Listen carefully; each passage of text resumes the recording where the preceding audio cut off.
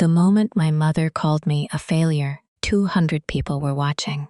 She stood beneath a gold banner that read, "Congratulations, Evelyn, for 8 years of excellence," holding a crystal plaque in one hand and a glass of champagne in the other.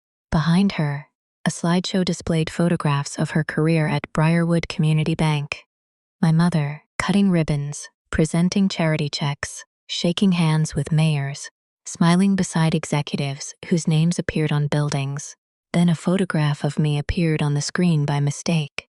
I was 3 in that picture, standing outside the small accounting office where I had accepted my first job.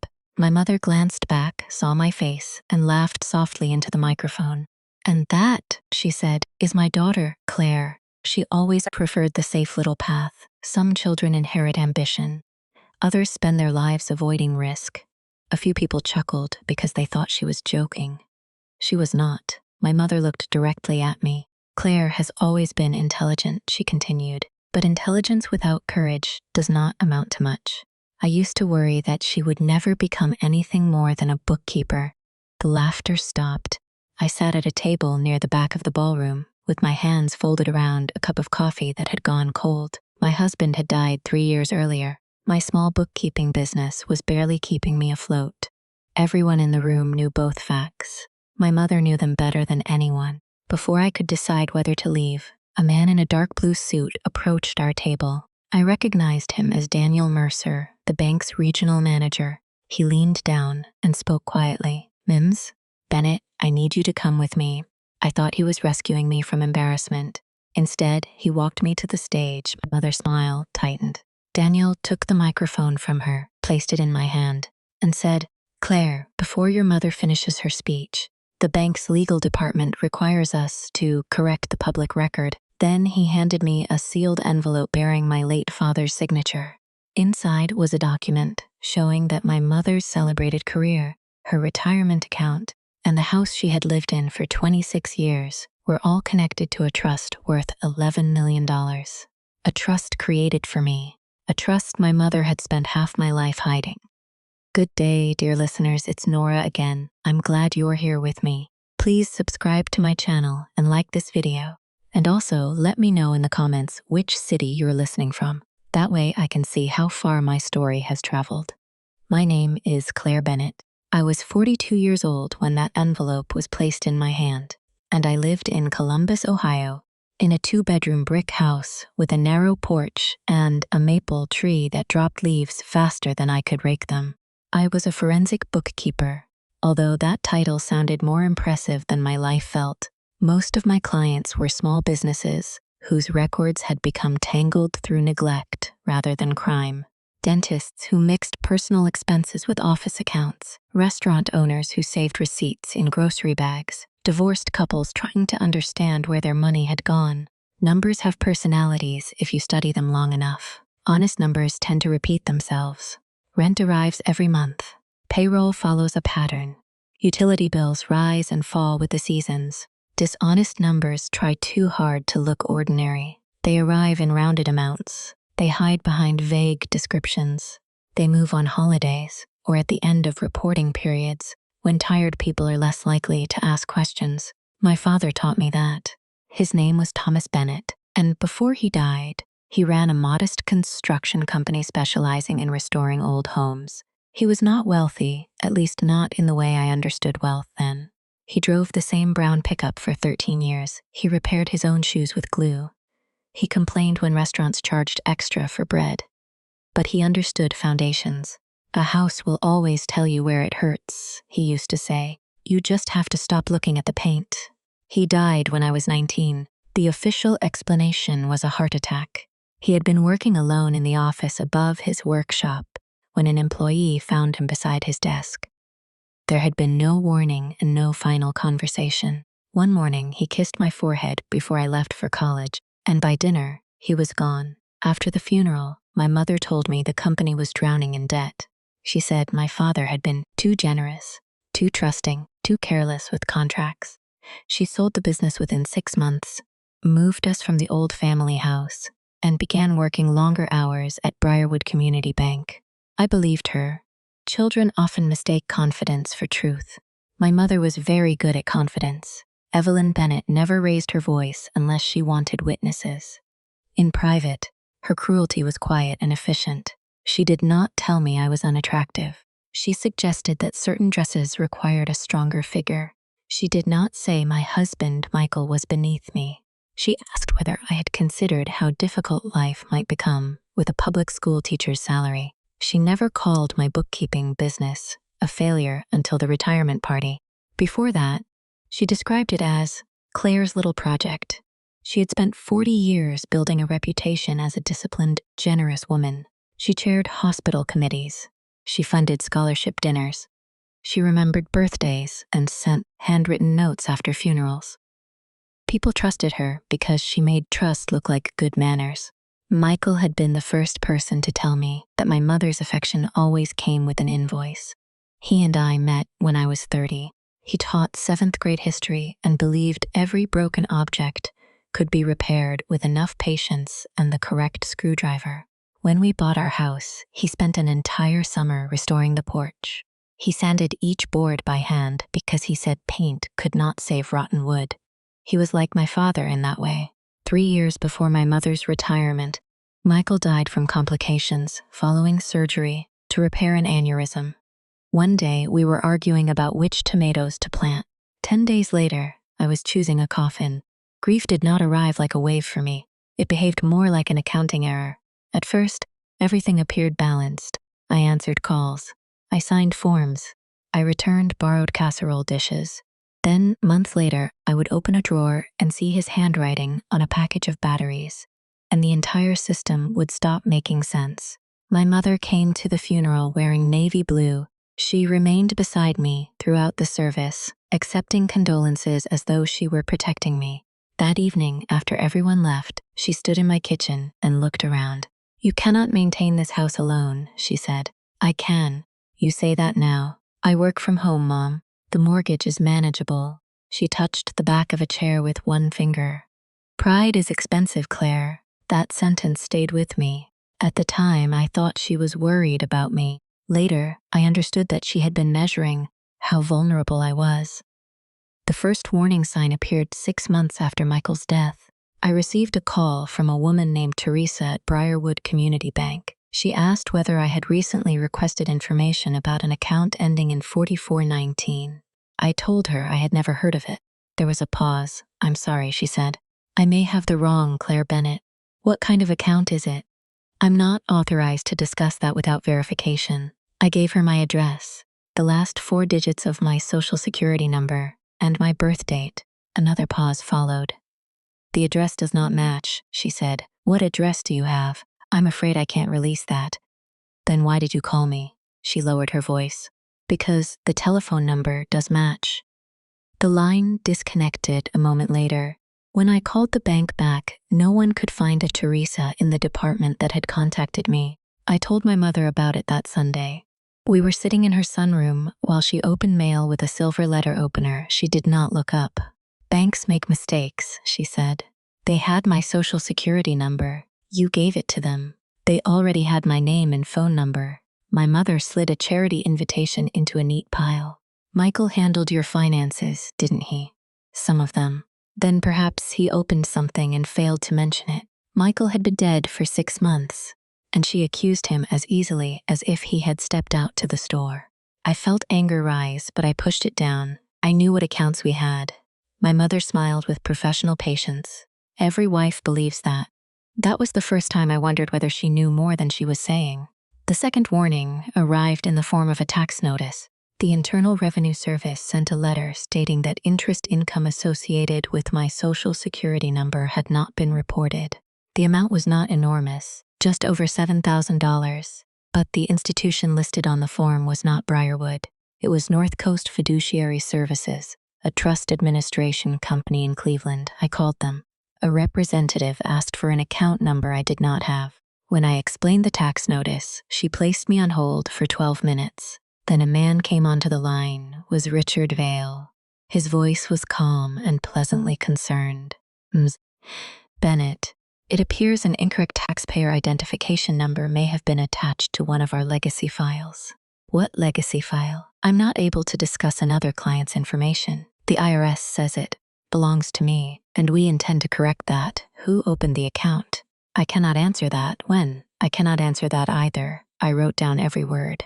That was habit, not fear. Bookkeepers document conversations because memory becomes unreliable the moment money is disputed. Will you send me confirmation in writing? I asked. We will communicate directly with the IRS. I asked whether you would send me confirmation. His voice became warmer. Mims, Bennett, I assure you this is a routine administrative issue. Routine is a word professionals use when they want you to stop examining something. I asked for his email address. He gave me a general customer service inbox instead. 2 weeks later, I received a correct tax form showing 0 interest income. Most people would have let the matter end there. I nearly did. Then I noticed the correction had been issued for the wrong tax year. The original notice covered the previous year. The replacement covered the current one. It did not cancel anything. It created a second record. I called Richard Vale again. This time, his assistant said he was unavailable. I sent 3 emails and received 1 answer stating that the matter had been resolved. I printed everything and placed it in a blue folder. My uncle used to tease me about my folders: blue for taxes, green for insurance, red for urgent matters, yellow for documents I did not yet understand. The file involving North Coast Fiduciary Services began blue. Within a month, I moved it to yellow. At the same time, my mother became unusually interested in my finances. She asked whether I had updated my will after Michael's death. She asked whether I had named a power of attorney. She asked whether I had considered selling my house before the market declined. Each question could have been innocent. Together, they formed a pattern. Patterns are not proof, but they tell you where to look. I searched public records for North Coast Fiduciary Services. The company managed private trusts, estates, and family investment structures. Richard Vale was not merely an employee. He was one of its founding partners. His biography mentioned 28 years of experience in estate planning and intergenerational asset protection. A photograph showed a silver-haired man with rimless glasses and a reassuring smile. Beside his name on several charitable boards was another name I recognized: Evelyn Bennett, my mother. When I asked her how she knew him, she was silent for half a second too long. Richard, she said, professionally. What kind of professional relationship? He has advised bank clients. He's on the hospital foundation board with you. That is hardly a secret. Why didn't you mention it when I told you about the tax form? My mother set down her coffee cup. Because I did not imagine you would turn a clerical error into an investigation. Her tone was soft, but something in her face had closed. I'm not investigating you. No, she said. You are investigating strangers who may decide you are unstable. I sat very still. Why would anyone think that? You lost your husband. You work alone. You have been under stress. There are moments when the structure of a conversation changes. A door closes somewhere, even if no one moves. That was one of those moments. My mother was not answering my question. She was preparing a description of me: grieving, isolated, unstable.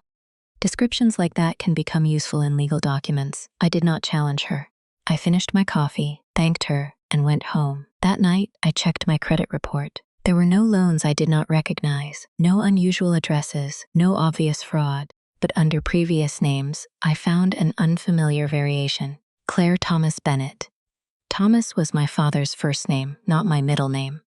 The notation had been added 18 years earlier. I requested the source. 3 weeks later, I received a letter stating that the name had been reported by Briarwood Community Bank in connection with a fiduciary account. I added it to the yellow folder. Then I made a mistake. I told my mother. She appeared at my house the following evening with a baked chicken, 2 containers of soup, and an expression of patient concern. She placed the food in my refrigerator and sat at the kitchen table. Claire, I spoke with Richard. You called him? I was trying to help. What did he say? That an old education account may have used your father's name as a reference. I never had an education account at North Coast. You may not remember. I paid for college with scholarships and loans. My mother reached across the table. You have always had difficulty letting things go. It was such a familiar sentence that I almost accepted it.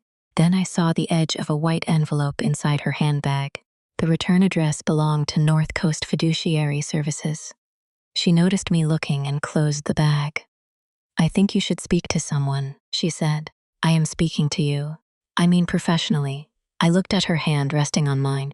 Her nails were perfectly shaped. Her wedding ring had been polished for the retirement photographs, though my father had been dead for more than 20 years.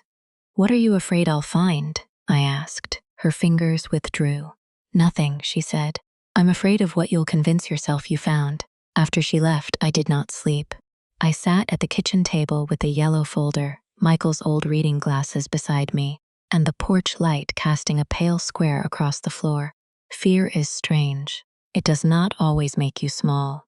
Sometimes it makes the room sharper. I began writing a timeline. My father died in October. His company was sold in March. Our family home was transferred in April. My mother began working in Briarwood's private client division in June. The false name appeared on my credit history 2 years later. The North Coast Trust began reporting interest under my Social Security number 18 years after that. The dates were far apart, but they were not random. I searched county property records for our old house. My mother had told me she sold it after my father's death because the mortgage was too large. She had not sold it. The property had been transferred to an entity called T. Bennett Restoration Holdings. That company still owned it. Its mailing address was a post office box registered to North Coast Fiduciary Services. I sat there for a long time. The house where I had grown up had never left the family structure. I had been told it was gone. The next morning, I called a probate attorney named Laura Stein. Laura had helped one of my clients settle an estate after a business partner died. She was in her late 50s, wore plain gray suits, and had the unnerving ability to remain silent until people answered questions they had intended to avoid. I brought her the yellow folder. She read every page before speaking. "Who else knows you have these records?" "My mother." "Anyone at North Coast? They know I asked questions." "Your bank?" Briarwood reported the account information. She folded her hands. "Do you have a copy of your father's will?" My mother said there wasn't one. "Did you ever check probate court?" "No, I was 19. Laura turned toward her computer. My father's probate file contained only 6 pages. There was a petition stating that he died intestate, meaning without a will. My mother had been appointed administrator. The estate listed personal property worth $43,000 and business debts exceeding $70,000. There was no mention of the family house, no mention of the construction company's equipment, no mention of life insurance, no mention of a trust. Laura leaned closer to the screen. "This signature," she said, "it was supposedly mine. A waiver stating that I consented to my mother's handling of the estate. I never signed that." "Are you certain?" "I was at Ohio State when this was filed. I didn't even know there was a probate case." Laura printed the page. My name had been written in slow, careful letters. The signature resembled mine, but it was not mine. I knew because of the capital B. My mother always formed a capital B with 2 separate loops. She had taught me to write my name that way when I was a child. The forged signature used her B. Laura did not call it forgery yet. Lawyers are careful with nouns. She called it a potentially unauthorized signature. Then she asked the question that changed everything. "Was your father left-handed or right-handed?" "Left-handed." She pointed to a notarized document transferring his business interest to my mother 3 weeks before his death. The signature slanted to the right. I felt cold. "What does that mean?" "It means we need an expert." Laura explained that if my father had created a trust before he died, the assets might not appear in probate. But if my mother had concealed that trust, redirected distributions, forged consents, or misrepresented me as unavailable or incompetent, the matter could involve civil fraud, breach of fiduciary duty, and potentially criminal conduct. "Do not confront her," Laura said. "I wasn't planning to. Do not access any account using information that was not legally provided to you. Do not enter the old house. Do not call Mr. Vale again." What should I do? Normally, that sounded impossible. Laura slid a legal pad toward me. "And document anything that is not normal." For the next 6 weeks, my life became a quiet investigation. I went to work. I reconciled payroll accounts. I answered clients. I bought groceries on Thursdays because that was when I always bought groceries. and I recorded everything. My mother called 12 times. 3 calls concerned my health, 2 concerned selling my house. 1 concerned whether Michael had left unpaid debts. 4 contained no purpose at all. She simply asked what I had been doing and who I had spoken to. On the final 2 calls, she mentioned my mental state. Laura subpoenaed documents through a petition to reopen my father's estate. North Coast resisted, claiming that I lacked standing. Briarwood produced partial records but withheld others under privacy rules. Then a letter arrived from a psychiatrist I had never met. It stated that my mother had requested a family consultation because she was concerned I was suffering from prolonged grief accompanied by financial fixation and possible paranoid ideation. I read the sentence 3 times. Attached was an appointment time. My mother had described my questions as symptoms. Laura was not surprised. She is creating a record, she said. For what? To undermine you if you challenge her. Can she do that? She can try. The truth has a weight of its own, but lies are lighter. That is why people can carry so many of them. Laura advised me to attend 1 appointment with a different licensed psychologist of my choosing. Not because I needed to prove sanity, she said, but because my mother had introduced the issue strategically. I went. I spoke honestly about Michael, grief, insomnia, and the investigation. The psychologist concluded that I showed no signs of delusion or impaired judgment. She described me as cautious, organized, and appropriately concerned. Laura placed the report in our evidence file. Then she hired a forensic accountant named Jonah Price. Jonah was younger than I expected, with a rumpled jacket and a habit of tapping his pen against his thumb while reading. He reviewed the tax records and corporate filings. 3 days later, he called us into Laura's office. The trust exists, he said. He turned his laptop around. The Thomas Bennett Family Preservation Trust had been created 7 months before my father died. Its original assets included the family home, my father's construction company, 2 parcels of commercial land, and a life insurance policy. The trust agreement named me as the primary beneficiary after my 25th birthday. My mother was not a beneficiary. She was the temporary trustee. Her authority was supposed to expire when I turned 25. I was 42. What was the trust worth then? I asked. Jonah looked at Laura before answering. Approximately $1.8 million.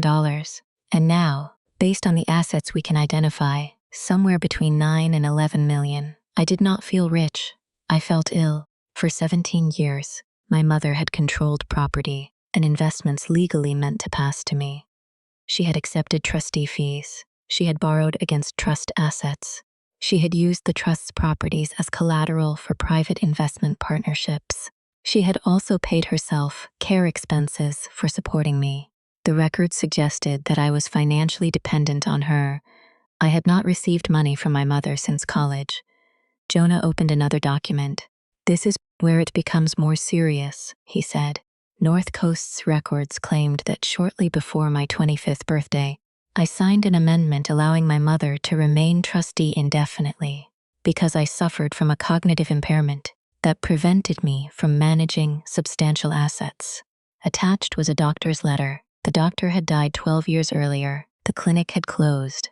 The letter described me as having poor numerical reasoning.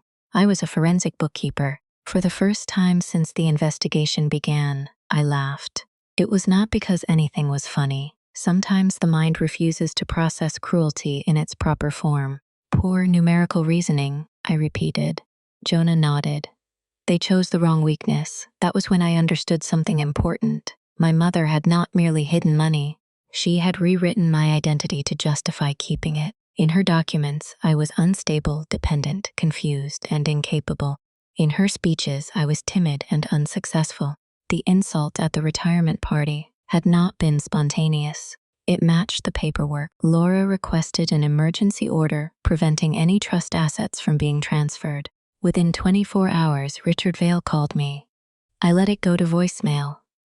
Claire, this is Richard. I understand there has been some confusion regarding your father's estate. These matters are complicated, and legal action can create unnecessary costs for everyone. Your mother has always acted with your protection in mind. I would encourage you to meet with us privately before positions become difficult to reverse. He sounded like a doctor discussing a minor procedure. Laura listened twice. He is asking you to negotiate without counsel, she said. He didn't say that. He didn't need to. The next day, my mother came to my house. She did not call first. I saw her through the front window, standing beneath the porch light in a cream coat, holding the same leather handbag she had carried to Michael's funeral. I called Laura before opening the door. Put your phone on the table, she said. Ohio allows one-party recording. Stay calm. Do not make accusations. Let her speak. My mother entered and looked around as though inspecting a property she intended to sell. I'm worried about you, she said. I know. This attorney is exploiting your grief. Laura has not mentioned Michael except when you raised questions about my mental health. My mother's mouth tightened. Everything I did was to protect you. From what? From your own limitations. The sentence came easily to her. I poured coffee for both of us. My hands did not shake. Did Dad create a trust? She looked toward the window. Your father created many incomplete plans. That isn't an answer. He was ill. I was told he died. Suddenly, he was under pressure. Did he create the trust? Yes. The word settled between us. Why didn't you tell me? Because you were 19. Then you were 25 and impulsive. Then you married Michael. What did Michael have to do with it? He would have spent it. I almost smiled. Michael had worn the same winter coat for 9 years. You submitted a document saying I had a cognitive impairment. That was legal language. It was a medical claim. It kept the assets protected. You forged my signature. My mother lifted her coffee cup. You cannot prove that.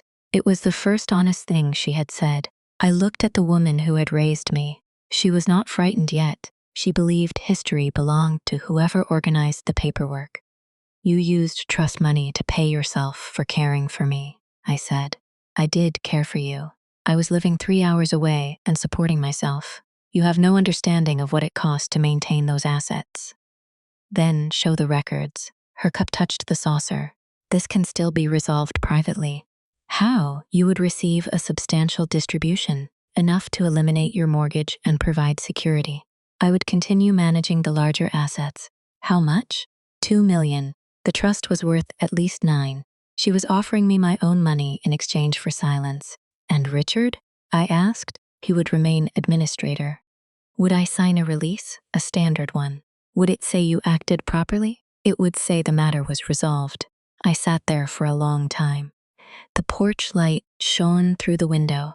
On the wall behind my mother was a photograph of Michael holding a tray of burnt dinner rolls and laughing. I thought about how often good people apologize for taking up space while people like my mother quietly take ownership of entire rooms. No, I said. She did not shout. She placed her cup down carefully. Then you should understand that litigation will expose every difficulty you have ever had. I understand. Your marriage. There was nothing to expose. Michael's debts. There were no hidden debts. Your treatment after his death. I attended grief counseling. Your business failures. My tax returns are accurate. For the first time, uncertainty passed across her face. She had expected shame. Documentation leaves very little room for shame to be weaponized. My mother stood. You always were stubborn. No, I said. I was trained to doubt myself. That is not the same thing. She picked up her handbag. At the door she turned. Your father trusted me. Then why did you need my forged signature? She left without answering. I sent the recording to Laura. That evening, North Coast attempted to transfer $3 million from the trust's investment account to a private holding company in Delaware. The emergency order blocked it. That transfer was the first mistake they made after learning I had evidence. It was also the mistake that brought federal investigators into the case. The civil hearing began 4 months later. By then, the trust records filled 23 boxes. Jonah's forensic review traced years of transactions through shell companies, property partnerships, consulting contracts, and trustee reimbursements. Some of the money had supported legitimate investments. That was part of what made the scheme difficult to understand. My mother had not simply emptied the trust. She had used it as a private financial engine. She borrowed against its properties, invested through companies connected to bank clients, collected fees, and used the trust's strong balance sheet to build her reputation. Briarwood's executives praised her for bringing wealthy relationships to the bank. They did not ask where the first wealth came from. Or perhaps some of them did. Daniel Mercer, the regional manager who would later hand me the microphone, had only recently joined Briarwood. During an internal review before my mother's retirement, he discovered that several accounts she managed were linked to the Thomas Bennett Trust. The beneficiary records listed me as both cognitively impaired and employed as a financial professional. That contradiction led him to investigate. He found internal compliance reports that had been suppressed. He also found a sealed instruction my father had left with the bank. The instruction required the trustee to provide me with a complete accounting on my 25th birthday. There was no record that it had ever been delivered. Daniel contacted the bank's legal department. They planned to notify me after confirming the facts. Then my mother announced her retirement party. According to Daniel's later testimony, she intended to retire before the review became public, secure her deferred compensation, and move to Florida. The party was not merely a celebration. It was an exit. My mother's speech about my failure was meant to reinforce the same story she had told institution for years. Claire Bennett was not capable. She did not know Daniel had brought my father's sealed instruction to the ballroom. The court proceedings were not dramatic in the way television makes courtrooms dramatic. There was no sudden shouting, no judge pounding a gavel, no witness collapsing under a single brilliant question. Real legal pressure is slower. It is a room with bad lighting, a glass of water no one drinks, a lawyer asking the same question 5 different ways while documents wait in numbered folders. My mother's deposition lasted 2 days. Laura began with simple facts. Mrs. Bennett, when did your daughter turn 25? My mother answered, did the trust require an accounting at that time? I do not recall. Laura placed the agreement in front of her. Please read paragraph 14. My mother read it silently. Out loud, please. Her voice remained steady. The paragraph required full disclosure and transfer of control. Did you provide that disclosure? I believed Claire was not prepared. That was not my question. No. Did Claire sign an amendment extending your authority? Yes. Were you present when she signed? I do not remember. Who witnessed it? I would need to review the document. The witness signature belonged to a bank employee who had been in Europe on the date listed. The notary seal belonged to a woman who testified that her stamp had disappeared from an unlocked desk during an office renovation. The doctor's letter was printed using a font released 3 years after the date on the letter. That detail came from a document examiner. Tiny things matter. A font, a timestamp, a missing travel record, a capital B formed with the wrong hand. The structure began to fail. Richard Vale's deposition was worse. He initially claimed that North Coast relied entirely on information supplied by my mother. Then Laura produced emails showing that Richard helped draft the amendment. He claimed he believed the medical letter was authentic. Then she produced an internal note in which one of his employees questioned the absence of clinical records. He claimed the trust assets had been managed conservatively. Jonah demonstrated that companies connected to Richard received more than $800,000 in consulting and administrative fees. Were those fees disclosed to the beneficiary? Laura asked. Mrs. Bennett acted for the beneficiary. Mrs. Bennett received fees from the same transactions, correct? Richard adjusted his glasses. She received compensation permitted under the trust. Did you tell Claire Bennett that she was the beneficiary? No. Did you verify that she was cognitively impaired? We relied on documentation. Did you ever meet her? No. Did you know she operated a bookkeeping firm? I became aware later. How much later? He did not answer immediately. Laura waited. In approximately 2017, and after learning that the supposedly financially incompetent beneficiary owned a financial records business, what did you do? Richard looked toward his attorney. Nothing, he said. That single word damaged him more than any accusation could have. The most painful testimony came from my father's former office manager, a woman named Linda Alvarez. She was 76 and living in Arizona. Investigators located her through an old employment record. Linda appeared by video. She remembered my father creating the trust. He was worried about Evelyn, she said. My mother's attorney objected. The judge allowed Linda to describe what she personally observed. My father had discovered that my mother was using company information to help private banking clients purchase distressed properties before public listings. He believed she had also pressured him to guarantee loans for people connected to Briarwood. He planned to separate the family assets from her control. Why make her temporary trustee? Laura asked. Because Claire was 19, Linda said. Tom thought Evelyn would follow the agreement until Claire was older. Did he intend for Mrs. Bennett to control the trust permanently? No. How do you know? Linda held up a copy of a letter because my father had given her one. In the letter, he wrote that the trust was meant to give me a life built on choice rather than fear. He described the old family house as my inheritance, not because it was valuable, but because he hoped I would someday restore it.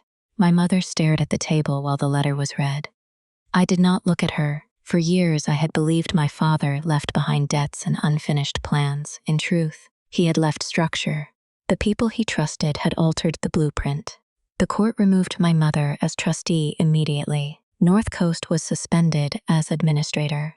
A receiver took control of the accounts and property. Briarwood froze my mother's retirement benefits pending the outcome of its internal investigation. The civil case might have ended there with a negotiated settlement. Then investigators found the retirement party transfer request. $3 million had been scheduled to move to a Delaware company controlled by Richard's brother-in-law. Attached to the transfer file was a document claiming I had died. My date of death was listed as 2 weeks before the party. The signature confirming my death belonged to my mother. When Laura showed me the page, I did not cry. I simply stared at the date. On that day, my mother had called me. She asked whether I was eating properly. She told me she loved me. Then she signed a document saying I was dead. The federal investigation expanded. Richard Vail was charged with wire fraud, conspiracy, and falsifying fiduciary records. 2 North Coast employees cooperated with prosecutors. My mother eventually entered a plea agreement involving fraud, forgery, and breach of fiduciary duty. Because of her age, lack of prior convictions, and cooperation in recovering assets, she did not receive the sentence many people expected. She served 14 months in a federal facility, followed by supervised release. Some viewers may believe that was not enough. For a long time, I believed the same. But punishment is not measured only in months. My mother lost her professional licenses. Her photograph was removed from Briarwood's boardroom. The hospital foundation renamed an award that had once carried her name. Friends who had praised her discipline stopped returning calls. The reputation she had protected more carefully than any human relationship disappeared in a few weeks. Briarwood settled my civil claims without admitting full institutional liability. North Coast was dissolved. Its insurer and remaining partners contributed to the recovery fund. After taxes, fees, losses, and restitution, the trust held a little over $8 million. That number still sounds unreal when I say it. But money did not repair the years. It did not bring Michael back. It did not give me the chance to ask my father why he had been afraid, or why he had trusted the wrong person to guard the future he built. Money only gave me choices. I paid off my house. I kept my bookkeeping business, though I began accepting fewer clients. I created a small program that provides free financial record reviews for widows and people settling complicated estates. You would be surprised how many lives are controlled through paperwork no one explains. I also returned to the old family house. For years, it had been rented to different families. The roof leaked. The porch leaned slightly to one side. Several windows had been replaced with cheap vinyl frames, and the garden my father planted was gone. I stood in the empty living room and placed my hand against the wall. A house will always tell you where it hurts. The foundation was sound. I decided to restore it, not into a mansion, not into a monument, just a home. I hired local contractors and insisted they preserve the original oak floors. I converted my father's workshop into a community classroom, where I now teach basic financial literacy twice a month. We cover bank statements, wills, beneficiary forms, credit reports, and the importance of asking for documents in writing. On the porch, I planted 2 chairs. One is usually empty. I still imagine Michael sitting there when the evenings are quiet. The first spring after the restoration, I planted tomatoes beside the kitchen window. I chose the same variety he wanted during our last summer together. Too much shade. Michael would have found that funny. Daniel Mercer remained with Briarwood for another year. He testified fully, helped regulators rebuild compliance timeline, and resigned after the settlement. Before he left, he visited the house. We sat on the porch with coffee. "I'm sorry about the party," he said. "You didn't give the speech. I could have handled it privately. Would I have believed you?" He considered that. Probably not. He was right. Public humiliation had brought me to the stage. Public correction forced the room to listen. But the microphone was not what changed my life. Evidence did, patience did, the yellow folder did. My mother wrote to me twice from prison. The first letter explained her actions. She said she had protected my father's assets from market crashes, bad investments, and people who might have taken advantage of me. The second letter apologized. It was only 3 sentences. She did not ask for forgiveness. I did not answer either letter. After her release, she moved into a small condominium outside Dayton. We have spoken 4 times. Our conversations are polite. Healing does not always mean restoration. Some relationships cannot be rebuilt into what they were, because what they were was never safe. I no longer hate her. Hatred is another form of financial entanglement. It keeps charging interest long after the original debt should have been closed. But I do not trust her. Peace and trust is not the same thing. I used to believe being a good daughter meant accepting my mother's version of me. Timid, ordinary, dependent. A woman who chose the safe little path because she lacked ambition. Now I understand that caution is not cowardice. A quiet life can require enormous courage to defend. I was not brave when I opened that yellow folder. I was careful. I did not defeat powerful people by becoming louder than they were. I kept records. I asked for written answers. I hired someone who understood the law.